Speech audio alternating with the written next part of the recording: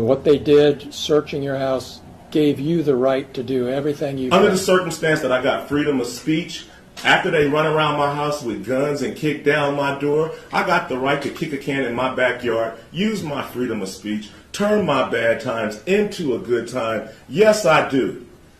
And I think I'm a sport for doing so, because I don't go to their house, kick down their doors, flip them off on their surveillance cameras, then try to play the victim and sue them.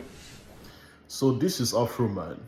He's a musician, a rapper, and also a comedian. He sings, he raps, and he makes commentary based on social issues. About 2 to 3 years ago, some of his neighbors, I believe, made some report about him that he's having some kidnapping strings in his house, and there was just some allegations against him, right? And the sheriffs of the Ohio County, I think, is it Ohio County or something, Davis County or something, but I think it's in Ohio area. They had gone to his house, broke down his door, with guns and everything. But he was able to capture those moments via his camera, right? This ring camera in his house, and then broke down his door. I think at that time too, his kids were in the house. All those things happened. And what did he do? He made a music video about his lived experience, about what he had experienced. Made a video about it, and I know what happened. The people that broke down his door sued him for damages, for defamation particularly.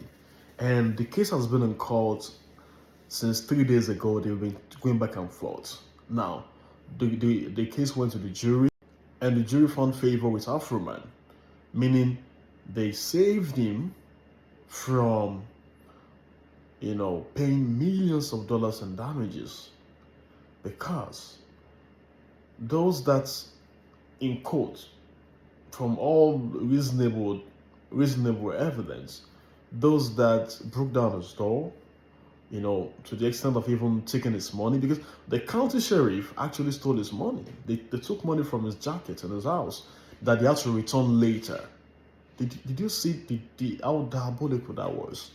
They took money from his house, they broke down his door, and that alone can break somebody.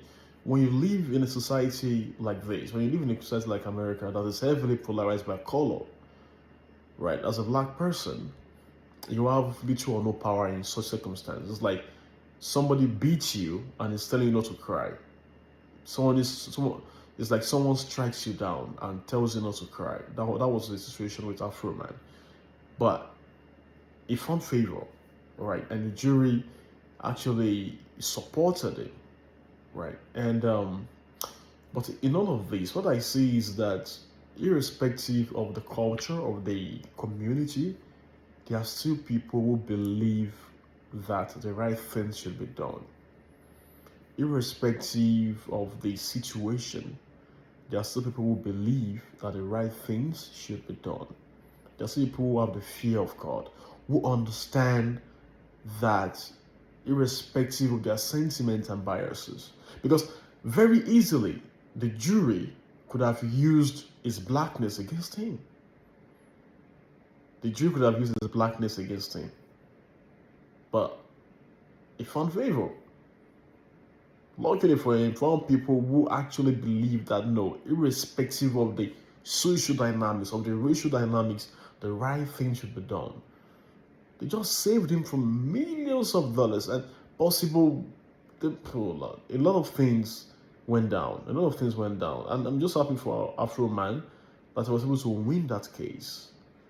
Imagine someone strikes your cheek and tell you not to cry, or not to even make a sound. How can you go to someone's house, break his door? Even if you have the warrant, yes, no problem, but you don't have to break the door. Nobody was at home. Nobody was stopping you from entering into the house. So why use violence when it's not needed? Human beings sometimes, but we can do better. Congrats to Afroman for succeeding with this one. And congrats to everyone involved in this process to make it truthful, objective, and godly. God bless you all.